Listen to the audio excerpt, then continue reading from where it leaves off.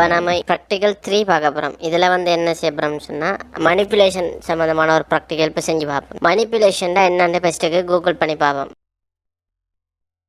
இந்த மாதிரியான எஃபெக்ட்ஸ் தான் சொல்கிறேன், மனிப்புலேஷன் எஃபெக்ட்டுண்டு. சரியா, அதாவது ஃபேண்டாஷியான எஃபெக்ட்ஸ். அப்போ இந்த மாதிரியான ஒரு எஃபெக்ட்ஸை நம்ம ஃபோட்டோஷாப்பில் வந்து பேசிக் லெவலில் சும்மா செஞ்சு பார்ப்போம். இதில் தான் வந்து ஃபில்ம் போஸ்டர்ஸ்லாம் செய்வாங்க. இங்கே பாருங்கள், இதெல்லாம் வந்து ஒரு நைஸ் லுக்கில் இருக்குது. இப்போ நாம் இதை ஃபோட்டோஷாப்பில் எப்படி செய்கிறேன்னு பார்ப்போம். ஒரு நியூ டாக்குமெண்ட் ஒன்று க்ரியேட் பண்ணுங்கள். இப்போ இது வந்து நம்ம வெப்புக்கே செய்யலாம். ஏன்னா நம்ம அநேகமாக ஃபேஸ்புக்கில் போடுறதுக்கெல்லாம் தான் இப்படியான வேலைகள் செய்வோம். அப்போ நான் 1920 தர 1920 300 ரெசல்யூஷனில் செய்ய போகிறேன். நான் இதுக்காக வந்து சில இமேஜஸ் எடுத்து வச்சுருக்கேன். அந்த இமேஜஸை இப்போ பாருங்கள், இந்த மாதிரியான இமேஜஸ், இந்த இமேஜஸ் உண்டு, அப்புறம் இந்த இமேஜஸ். சரியா, இந்த இமேஜஸை வச்சு நான் உங்களுக்கு ஒரு மனிப்புலேஷன் செய்யப்போம். ஃபஸ்ட்டுக்கு இந்த லேடியை நம்ம கட் பண்ணி எடுப்போம். ஃபோட்டோஷாப்புக்குள்ளே கொண்டு வரேன். நம்ம செலெக்ஷன் டூல்ஸ் படிச்சிருக்கோம், நிறைய செலெக்ஷன் டூல் படிச்சிருக்கோம். அதில் வந்து அதை வச்சு இப்போ எப்படி கட் பண்ணுற ஒரு கேரக்டர் வந்து பார்க்க போகிறோம். நான் இப்போதைக்கு பென் டூல் எடுக்கிறேன். பென் டூலை வந்து நம்ம 2 டைப்பாக யூஸ் பண்ணதுன்னு பார்த்தோம். ஒன்று வந்து பாத், ஒன்று ஷேப். பாத்தை வச்சு நான் செலக்ட் பண்ண போகிறேன் இப்போ. ஓகே, ஜூம் பண்ணி இந்த லேடியை கட் பண்ணி எடுப்போம்.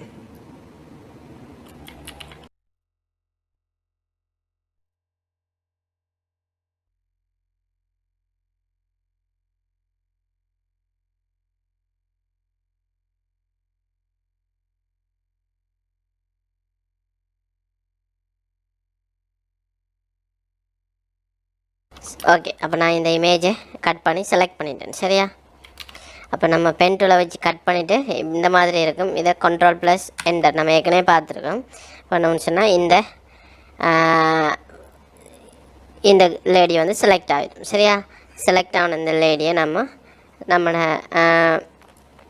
ப்ரொஜெக்ட் விண்டோ நம்ம இங்கே க்ரியேட் பண்ண நியூ டாக்குமெண்ட்டுக்குள்ளே கொண்டு வர ட்ராக் பண்ணி இங்கே கொண்டு வந்து வைக்க போகிறோம்.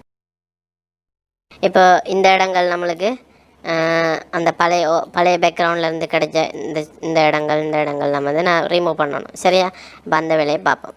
எடுத்து இந்த பென் டூலை திரும்ப எடுத்து ஒவ்வொன்றா கட் பண்ணி நம்ம ரிமூவ் பண்ண போகிறோம். சரியா, பாருங்கள், பென் டூலை கீறிட்டிங்க. இப்போ Ctrl+Enter அது செலெக்ஷனாக மாறும். அப்போ இந்த லேயரை செலக்ட் பண்ணிவிட்டு டிலீட் பண்ணுங்கள்.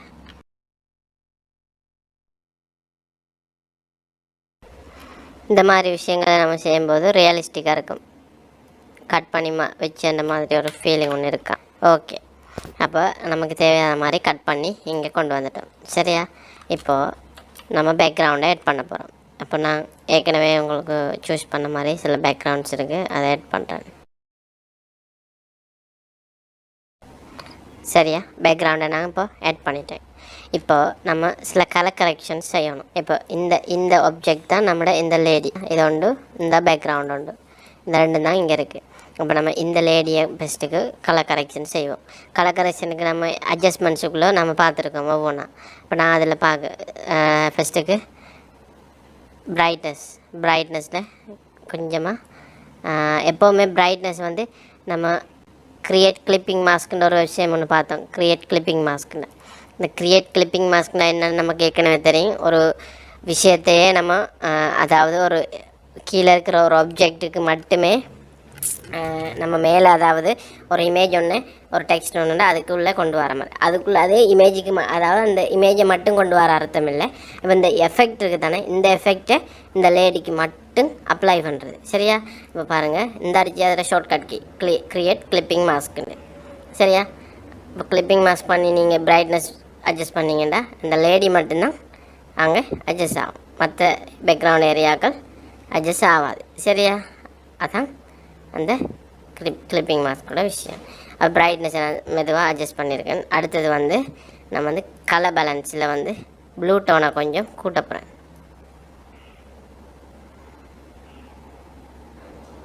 சரி, இந்த மாதிரி இப்போது நல்லா கவனிச்சுக்கலுங்க. இந்த பிரைட்னஸில் வந்து இது வந்து ஏற்கனவே நம்ம பார்த்துருக்கோம் மாஸ்க், இது ஒரு மாஸ்கில் இருக்குது. அப்போ இந்த மாஸ்க்கை நாம் தேவையான மாதிரி அட்ஜஸ்ட் பண்ணிடலாம். ப்ரஷ் டூல் எடுத்து. சரியா, இங்கே பாருங்கள், நம்ம தேவையான மாதிரி அட்ஜஸ்ட் பண்ணலாம். அப்போ நான் ஒப்பாசிட்டியை குறைச்சிறேன், அதில் ஃப்ளோவையும் குறைக்கிறேன். எல்லாம் வந்து என்ன செய்யும், என்ன ஃபங்க்ஷன் நம்ம ஆல்ரெடி பார்த்தது தான். இந்த கையில் மட்டும் பிரைட்னஸை நான் எடுக்கிறேன். சரியா?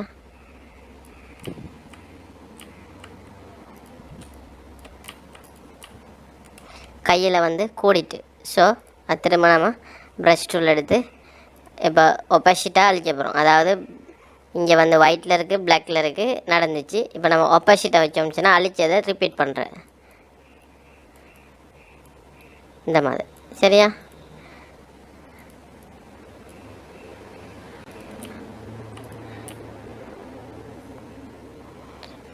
ஓகே, இப்போ நம்ம என்ன செய்ய போகிறோம்னா கலர் பேலன்ஸ் எடுத்து இதை கிளிப்பிங் மாஸ்க் பண்ணிவிட்டு மஞ்சளை கொஞ்சம் ரெட்டிஷையும் கொஞ்சமாக அட்ஜஸ்ட் பண்ணுறேன். அட்ஜஸ்ட் பண்ணிவிட்டு பிளெண்டிங் மோட் நம்ம பார்த்தோம், அந்த பிளெண்டிங் மோட்டை வந்து ஓவலிக்கு மாற்றுறேன். சரியா? மாற்றிட்டு இதை வந்து என்ன செய்ய போகிறேன், இன்வெர்ட் பண்ண போகிறேன். Ctrl+I நம்ம ஏற்கனவே பார்த்தோம். இன்வெர்ட்னுச்சுன்னா அதாவது எஃபெக்ட் இருக்குது இங்கே, ஆனால் இந்த எஃபெக்டை ஒரு பிளாக் திரையால் மறைக்கிறோம். அது நம்ம ஏற்கனவே பார்த்த விஷயம்தான். இப்போ மறைச்சிட்டு இப்போ என்ன செய்ய போகிறேன் பாருங்கள். ப்ரஷ் டூல் எடுத்து ஒப்பாசிட்டியை நல்லா குறைச்சிட்டு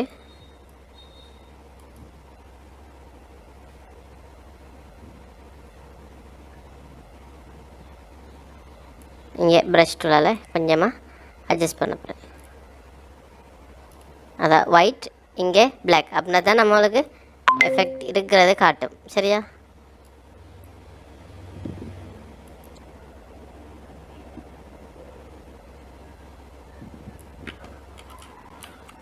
ஓகே, ஒரு சின்ன லைட் எஃபெக்ட் ஒன்று இருக்குது. அப்போ நம்ம இந்த நெபியூலா இங்கே இருக்கிற மாதிரி ஆயிடுச்சுன்னா அந்த நெபியூலாலேருந்தே அந்த லைட் எஃபெக்ட் வர மாதிரி ஃபீல் ஆகும் அந்த இமேஜில். பாருங்கள், இப்போ இந்த நெபியூலா இருக்குது தானே, இப்போ இந்த நெபியூலாலேருந்தே ஒரு லைட் ஒன்று விளங்குற மாதிரி நமக்கு ஒரு ஃபீல் ஒன்று கிடைக்கும். சரியா? இப்போ பாருங்கள், இந்த மவுண்டனை நான் எடுக்கிறேன். இந்த மவுண்டனில் இந்த மவுண்டனை மட்டும் நான் கட் பண்ணுறேன்.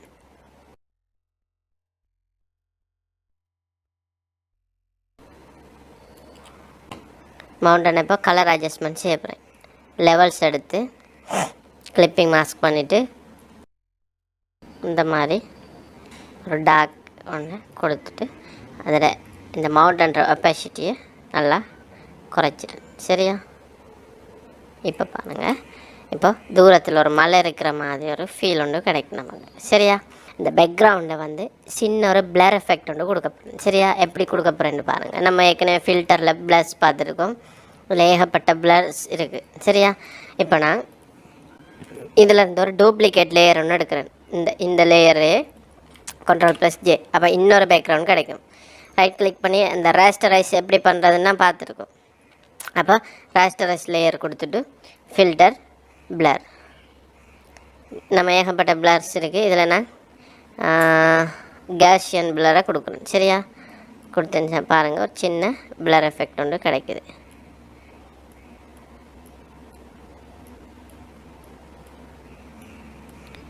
ஓகே, இப்போ பிளர் பண்ணிவிட்டு இந்த பிளரை திரும்ப என்ன செய்ய போகிறேன்னு பாருங்கள்.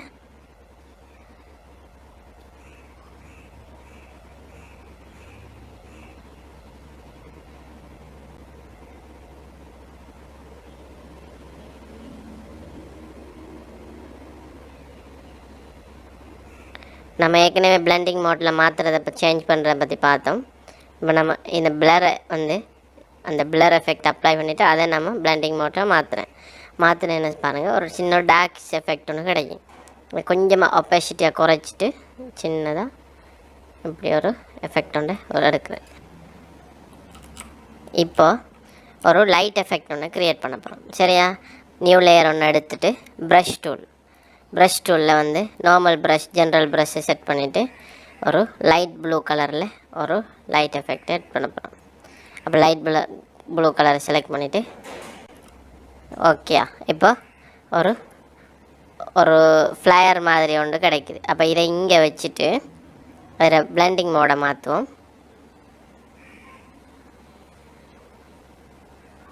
நமக்கு எது சரி வருதோ அதை நம்ம சூஸ் பண்ணலாம். இப்போ இது வந்து இந்த கலர் டூச்சுன்றது வந்து கொஞ்சம் நல்லாயிருக்கும்.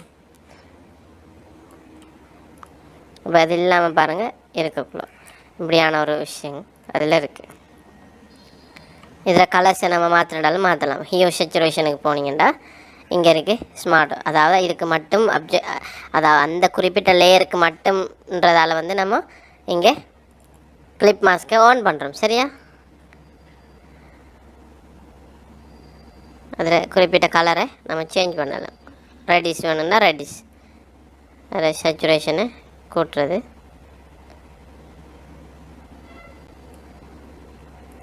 இந்த மாதிரி ஒரு எஃபெக்ட் ஒன்று உருவாக்கலாம்.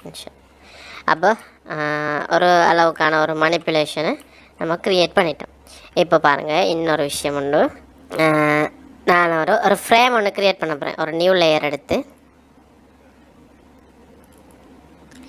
ஷேப் எடுத்து ஒரு ஃப்ரேம் க்ரியேட் பண்ண போகிறேன். இதை வந்து ரொட்டேட் பண்ண போகிறேன். சரியா 45 பாகைக்கு, அதாவது இப்படியான ஒரு கோணம் ஒன்று கிடைக்கும். ரொட்டேட் பண்ணிட்டேன்.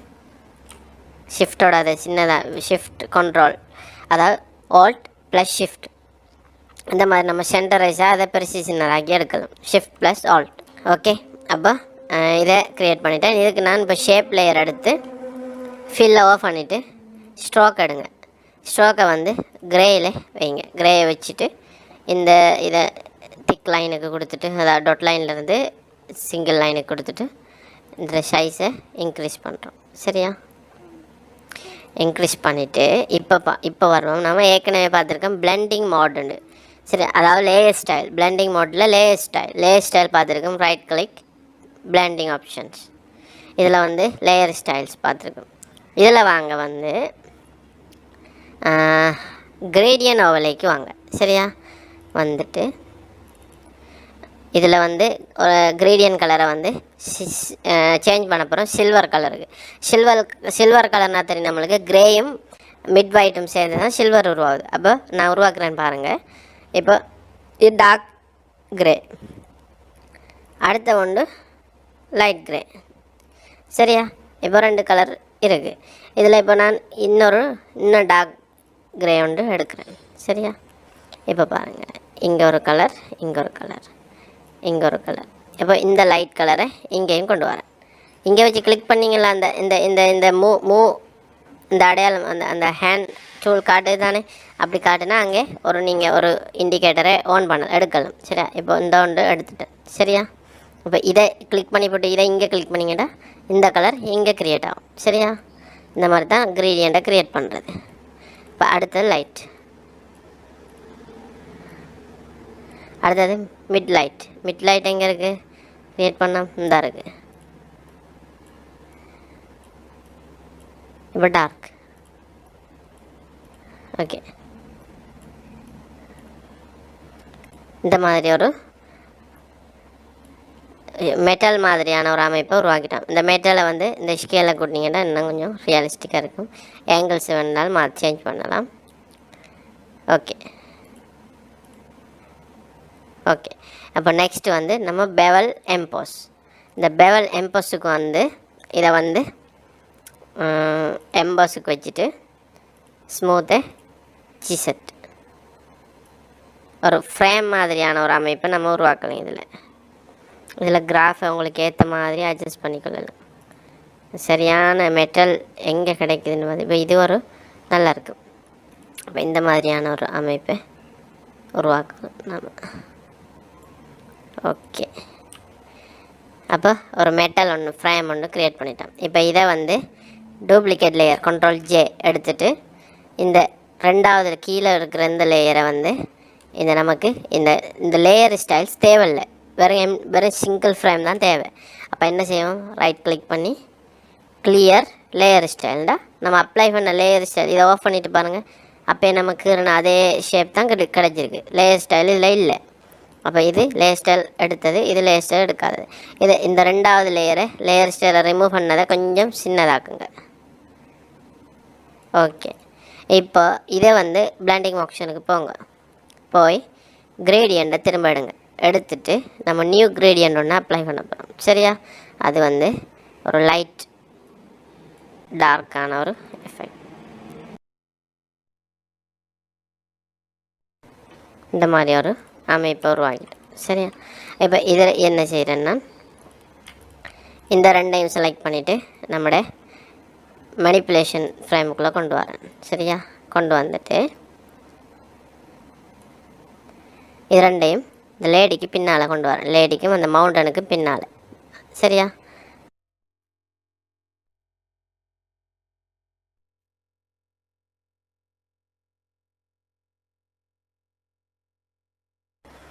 ஓகே.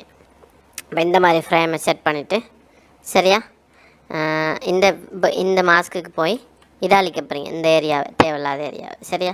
அதாவது மவுண்டனுக்கு கீழே நமக்கு தேவையில்லை என்ற அந்த விஷயங்களை ப்ரஷ் டூலஸ் எடுத்து நம்ம அழிக்க போகிறோம். இப்போ நம்ம இந்த லைட் ஃப்ளேயரை ஆன் பண்ணுறேன். இப்போ ஒரு சிம்பிளான இதை வந்து இன்னும் கொஞ்சம் மவுண்டன்ட ஒப்பாசிட்டி இன்னும் குறைச்சிடும். பிளெண்டிங் மோட்டை சேஞ்ச் பண்ணி பாருங்கள். நல்லா இருந்தால் அதையும் எடுத்துக்கொள்ளலாம். சேஞ்ச் பண்ணால் நல்லா இருக்காது. அப்போ நார்மல்லே இருக்கட்டும். இப்போ கலர் கரெக்ஷன் செய்வோம். கர்வ்ஸ் எடுங்க. இதை ஆன் பண்ணணுமா? தேவையில்லை. நம்ம கலர் கரெக்ஷனை மொத்த ஏரியாவுக்கு தான் செய்ய போகிறோம். சரியா? அதால் நம்ம கிளிப் மாஸ்கிங் செய்ய தேவையில்லை. மொத்த ஏரியாவுக்கு செய்யும்போது பாருங்கள். ஓகே. இப்போ பாருங்கள், நான் இந்த சென்டரில் இருக்கிற அந்த ஏரியாவை எனக்கு தேவையில்லை. அப்போ அழிக்கிறேன். Brush tool, black, white. அப்போ அப்ளை ஆகும். வைப்ரன்ஸ் எடுத்து கொஞ்சமாக கூட்டுறேன் கலரை. சரியா?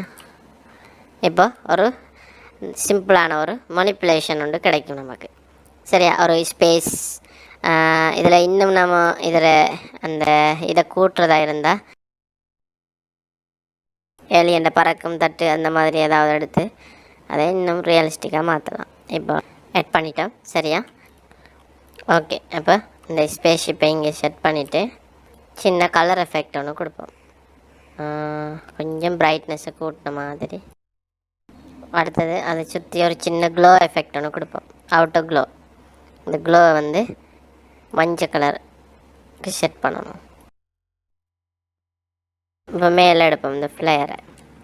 அதாவது நம்ம ஆல்ரெடி செட் பண்ணோம் இந்த ஃப்ளேயர். இதை மேலே எடுப்போம். இப்போ பாருங்கள், ஒரு ஸ்பேஸ்ஷிப்புக்கு வெயிட் பண்ணுற மாதிரி இந்த லேடி ஒரு ஃபேண்டாஷியான ஒரு மனிப்புலேஷன் ஒன்று நமக்கு கிடைச்சிருக்கு. சரியா?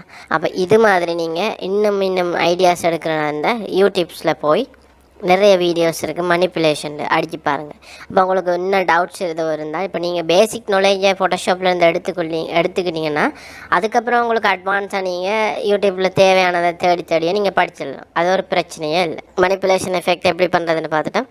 இன்ஷா அல்லாஹ் அடுத்த கிளாஸில் நம்ம எப்படி செஞ்ச ஃபைலை எக்ஸ்போர்ட் பண்ணுறன்ற விஷயத்தினால பார்ப்போம். சரியா? ஓகே, பாய்.